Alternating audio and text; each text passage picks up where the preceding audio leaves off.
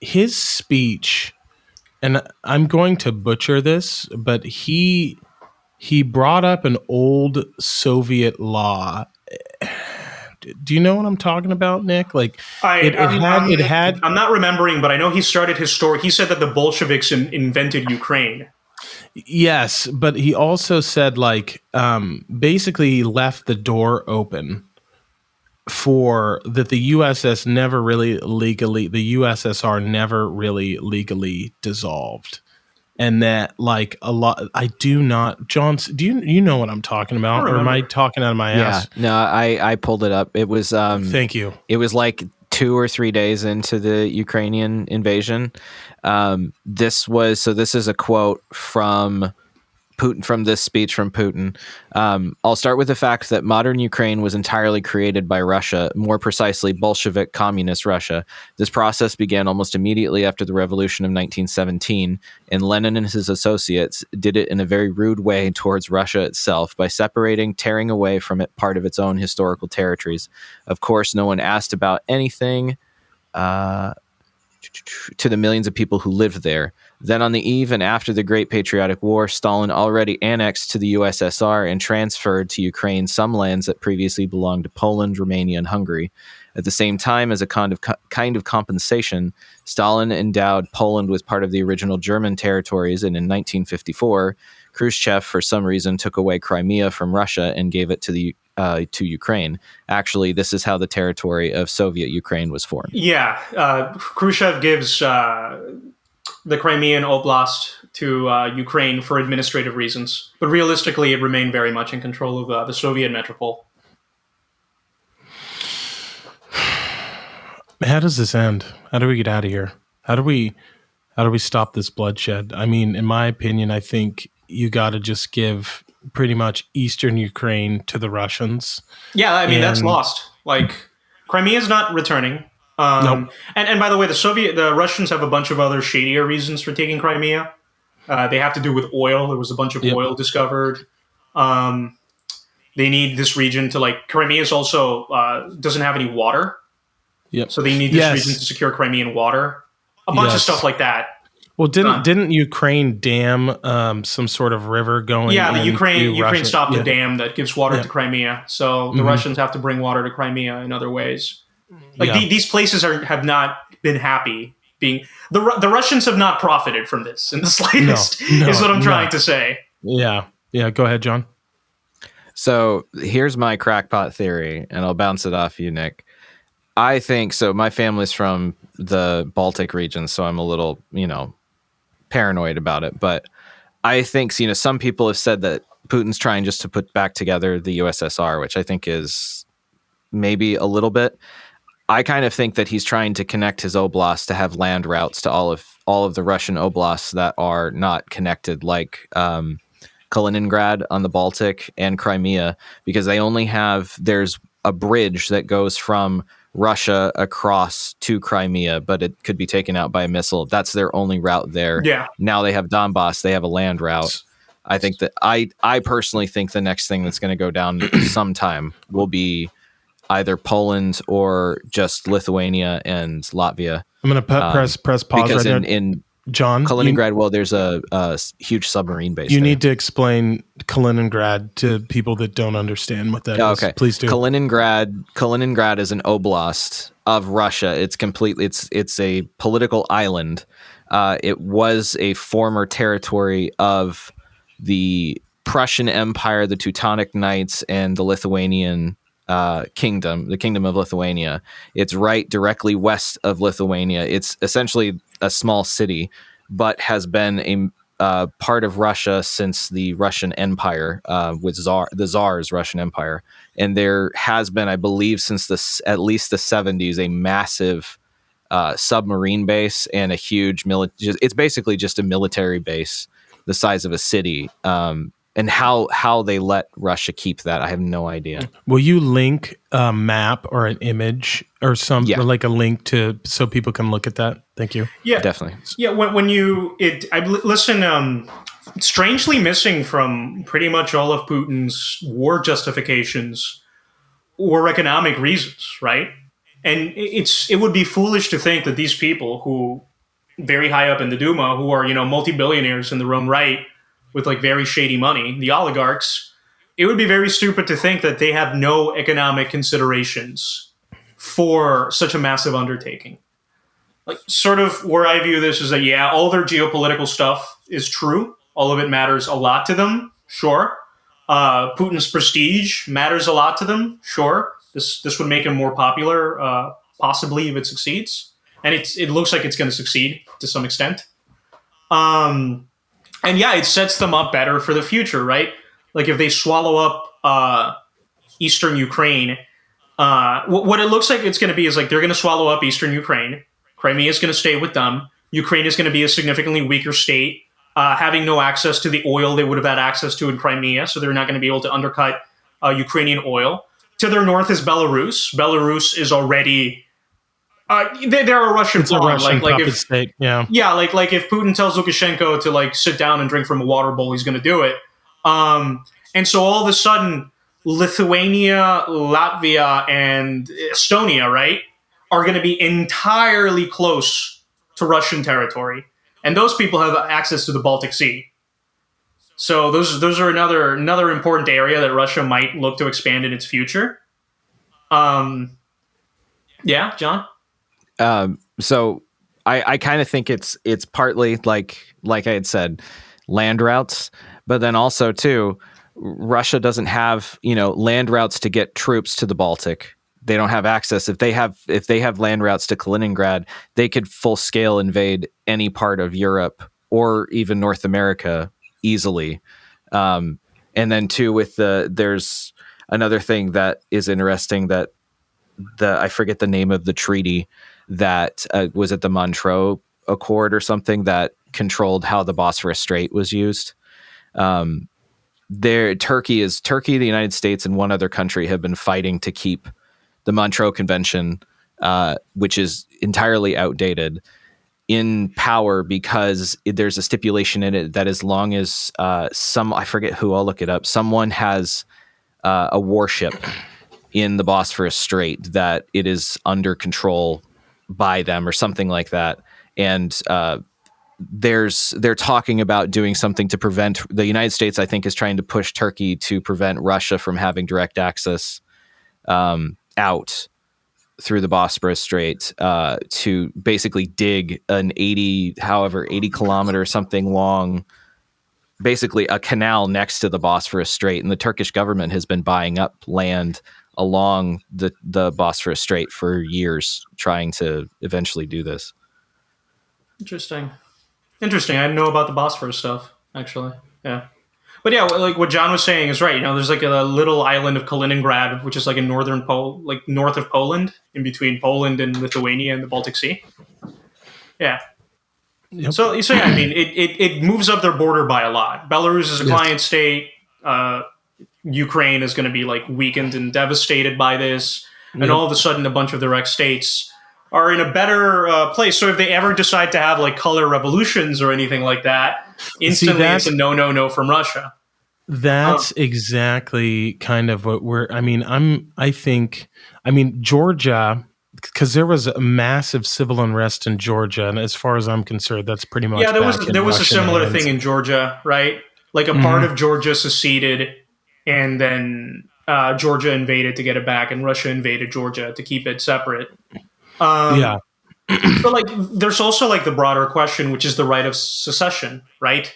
Mm-hmm. Like, for example, most recently, I think Catalonia was trying to secede from Spain, and Spain said no, can't do that. No, but that's the Basque nation, the Basque speaking people, correct, in the north of Spain. Am I wrong? No, well, the Basque are in North Spain, and they have tried to secede, but Catalonia is where Barcelona and Valencia are. Yes. Because they have a completely region. They have a wildly different culture than Spain. It's way more mixed with like the classical more when it was Al-Andalus, when it was ruled by the Moors. Yeah, speak a different language. It's like a whole different dialect of Spanish. Yeah, language is important. Language is extremely important because it's an instant identifier. If you don't like each other, it's an instant way to tell an us versus a them. Yes, it's like the clearest linguistic marker. I mean, it's auditory marker to be able to tell someone that's not you. Yeah. But yeah, returning to that, so like that's a very interesting question, I think, which is so let's say this way: Donetsk and Luhansk had about 15% of Ukraine's population. So the current war is 37 million versus 7 million. 15% of the U.S. population is California, plus some smaller states. If California and some small Western states say they have a right to secede, do we go to war for that? 100%. Do you think they should be able to secede? Well, no. Are you asking me this, dog? I mean, not asking you to answer the question. It's just, it's on a case-by-case basis, but certainly it goes to the question of, do smaller territories today have a right to secession? And I'm not going to answer this. I would say our country would go to war over that 100%. We'd kill Gavin Newsom. King Gavin. Flay him in the town square. I fucking love you, dude. Dude, I would vote for like whoever promises that, like, actually Gavin's awesome, but like I would vote for whoever promises to like kill Gavin in like the National Mall in 2024. There's a guy running. Fuck, I'm gonna get a phone call from this. God damn it. Hold on. I have no ill intentions toward Mr. Newsom and the Michael Schellenberger is running for governor in California, and I'm not a Californian. His name is Schellenberger? Schellenberger, yes. Not like Shalom Burger? No. Schellenberger, Schellenberger. Michael Schellenberger. You should look up his policies because they're especially his plans regarding dealing with the homeless seem like they're what's he running as? An independent. No fucking chance, dude. Independent. Come on, man. No chance. I think he's got a chance, man. I think all he's got to do is come in second. I'm excited. I don't know why I'm excited about this. Does Newsom get to run another term? I don't know. I think so. I think he's going to. Dude, it's King Newsom. He's not going away, man. Dude, don't say that. That's such a dark thing to say. I just don't get that. But back on topic, and I want to be respectful of your time, so we got to wrap it up. But I mean, in your opinion, this ends with the country split in two. This end, Zelensky's already put out several statements to the effect that Ukraine, what they're going to look to in the future, is going to be Israel. Like they're going to be literally today. He said we're going to try to be a state like Israel. So which means that it's going to be a militarized state, right? So expect there to be a national draft. Expect to see like armed men in movie theaters and stuff like that. Israel has traditionally had enemies on their borders, right? Mm-hmm. So Ukraine looks to emulate that. I don't think they're going to get Eastern Ukraine back. I don't think Crimea is coming back. And yeah, it's going to live having to play the uncomfortable role of buffer state. So I do not feel happy for what the Ukrainians are going to have to put up with in the future.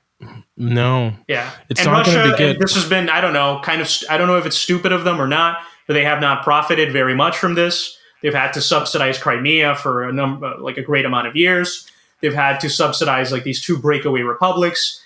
They've been censored, not censored. What the hell is it? The economic sanctioned. They've been sanctioned to hell and back. Like essentially, I think at some point Putin came to the realization, or what he believes is that the United States is going to keep supporting orange revolutions until it ends up in Moscow, until there's one that takes him down. So he decided that, hey, if the West isn't going to deal with me, if their reaction right off the bat is going to be that I am not a legitimate government and the Duma is not legitimate and the Kremlin is a phony government, then if they're never going to deal with me, I'm just going to keep on digging a deeper hole to see if I come out on the other end of the earth. See if I dig deep enough to somehow get out of this.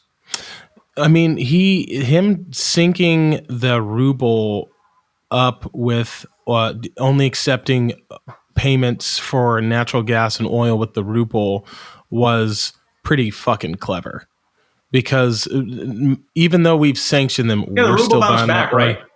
It's bouncing back. Yeah. So it's like that sanction didn't work. Like the only way that they like he has all of Western Europe by the balls because of all the fuel, right? Yeah. And we're buying fuel from him as well. So like I just want everyone to know that. Yeah. So him doing that was a good move, and then also getting aid. And this is something I haven't looked into, but I believe he requested economic aid from China. And this is something we've had Laszlo Montgomery on the podcast, host of the China History podcast, right?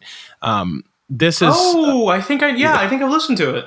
Yeah, this is an area that we need to address because Russia is. They're they're a